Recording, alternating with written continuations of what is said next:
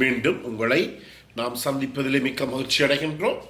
நான் இலங்கையில் இருந்து பதுளை போதனா வைத்தியசாலையில் இருந்து வைத்தியர் கிருஷாந்த் வேதநாயகம்.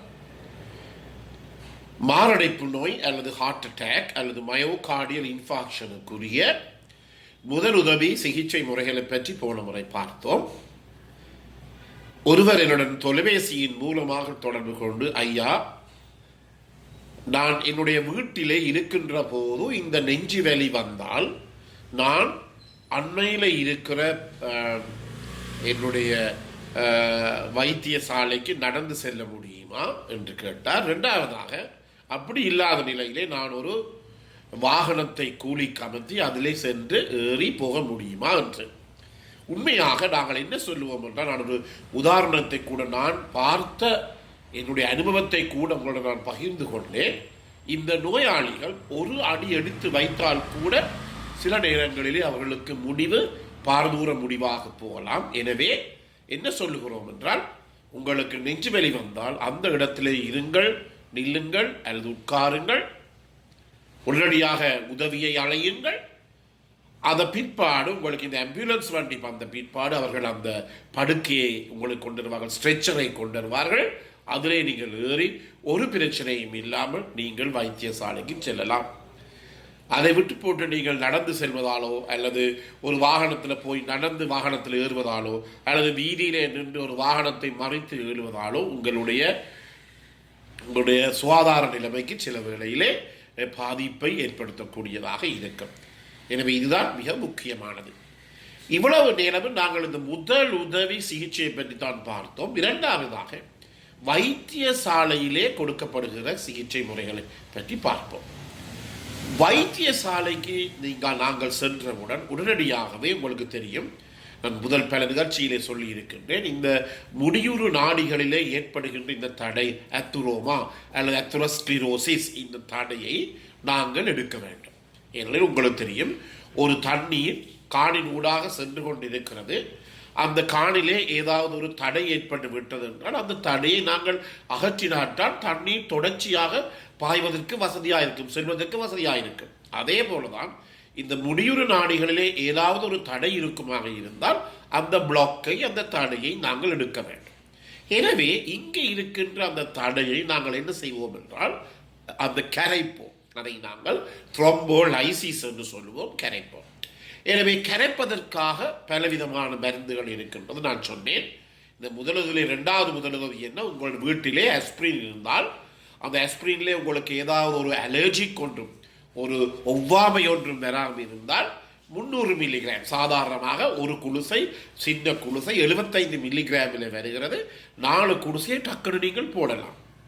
உங்களுக்கு அந்த ஆஸ்பிரினுக்குரிய ஒவ்வாமை அல்லது அலர்ஜிக் இல்லாவிட்டால். எனவே இந்த த்ரோம்போலைசிஸ் எனப்படுகின்ற இந்த உருவாகின இந்த கட்டியை, இந்த அத்ரோமா கட்டியை கரைப்பதற்காக நாங்கள் இந்த ஆஸ்பிரினை கொடுப்போம். அதே நேரத்தில் வேறு பல மருந்துகள் இருக்கின்றது, ஸ்ட்ரெப்டோகைனேஸ் போன்ற பல மருந்துகள் இருக்கின்றது, இவற்றையும் கொடுப்போம்.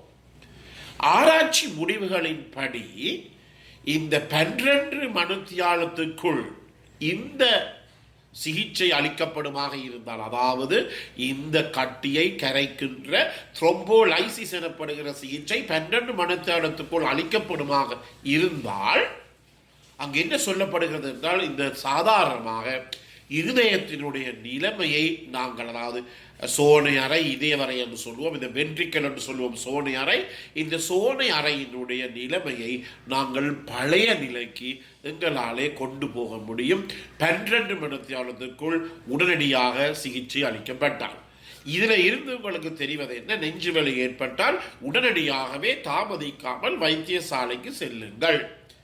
வேற வீட்டில் இருக்கிற பக்கத்தில் இருக்கிற மருந்துகளை குடித்து கொண்டு உங்களுடைய இந்த பொன்னான நேரத்தை நீங்கள் என்ன செய்ய வேண்டாம், வீணாக்க வேண்டாம். இதுதான் நான் இன்று சொல்லுகிற ஒரு செய்தி. அடுத்ததாக ஆராய்ச்சி முடிவுகளின்படி இந்த 12 மணித்தியாலத்துக்குள் கொடுக்கப்படுகிற இந்த மருந்தானது 50% நன்மை பயக்கக்கூடியதாகவும் 50% இந்த கட்டியை கரைக்கக்கூடிய தன்மை உடையதாகவும் இருப்பதாக கண்டுபிடிக்கப்பட்டிருக்கிறது. அதே நேரத்திலே உங்களுக்கு தெரியும், சில பேர் நெஞ்சு வலி வந்தாலும் வீட்டில் இருப்பார்கள், ஒரு பிரச்சனையும் பெறாது. அவர்கள் யார் என்றால், ஒரு விதமான சிகிச்சையும் அளிக்கப்படாமல் 20 வீதத்திலிருந்து 30 வீதமான கட்டி தானாகவே கரைந்து போய்விடும்.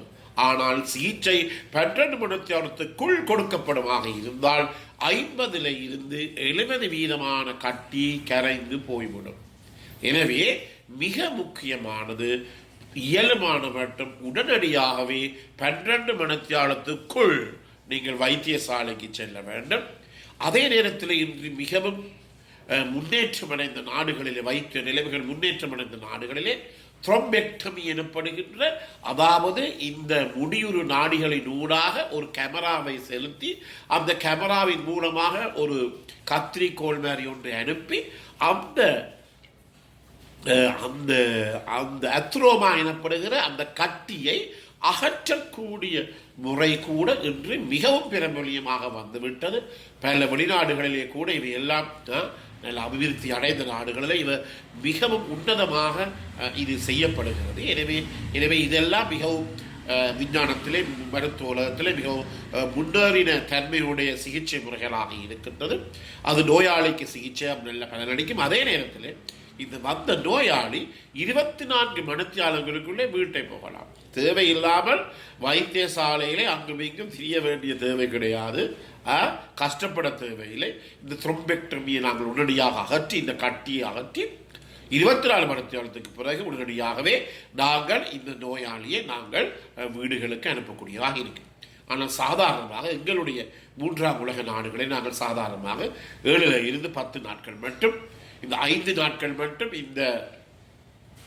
இந்த கட்டியை கரைக்கின்ற இந்த த்ரோம்போலைசிஸ் ட்ரீட்மெண்ட்டை, சிகிச்சையை நாங்கள் கொடுத்து அதன் பிற்பாடு ஒரு 2-3 நாட்கள் வைத்திருந்து அதில் இருந்து ஏதாவது பக்க விளைவுகள் ஏற்படுகிறதா என்பதை பார்த்து அதன் பிற்பாடுதான் இந்த நோயாளிகளை நாங்கள் வீட்டுக்கு அனுப்புவோம். ஆனால் அபிவிருத்தி அடைந்த நாடுகளில் 24 மணி நேரம் முடிந்தவுடனேயே அவர்களை வீடுகளுக்கு டிஸ்சார்ஜ் பண்ணி வீடுகளுக்கு அனுப்பக்கூடிய வசதிகள் கூட செய்து வந்திருக்கிறது. எனவே இவைதான் இதுக்குரிய கொடுக்கப்படுகிற சிகிச்சை முறைகள். எனவே பலதரப்பட்ட விடயங்கள் இருக்கிறது, அவையெல்லாம் கொஞ்சம் கூடுதலாக இருக்கும். மற்றபடியாலே நான் சாதாரணமாக வைத்தியசாலையில் இதுதான் எங்களுக்கு கொடுக்கப்படுகிற ஒரு சிகிச்சை முறையாக இருக்கின்றது. இதன் பிற்பாடு நாங்கள் வீடுகளுக்கு செல்லுவோம். எனவே இதன் பிற்பாடு நாங்கள் வைத்தியசாலையில் 2-3 நாட்களை வைத்திருந்து அதன் பிற்பாடு வீடுகளுக்கு அனுப்புவோம். எனவே பிறகு என்ன முறையான சிகிச்சைகள் அளிக்கப்படும் என்பதை நாங்கள் இன்னொரு நிகழ்ச்சியிலே இதை பார்க்கலாம். எனவே இந்த நிகழ்ச்சி உங்களுக்கு பிடித்திருந்தால் இதை பார்க்காததற்கு அறிமுகப்படுத்துங்கள். இதை நீங்கள் லைக் பண்ணலாம், ஷேர் பண்ணலாம், மணி சின்னத்தை பெல் சைன் அமர்த்தி நீங்கள் சப்ஸ்கிரைப் பண்ணலாம். மேலே தகவல் தேவையாக இருந்தால் 0094 777 35 62 45 தொடர்பு கொள்ள முடியும்.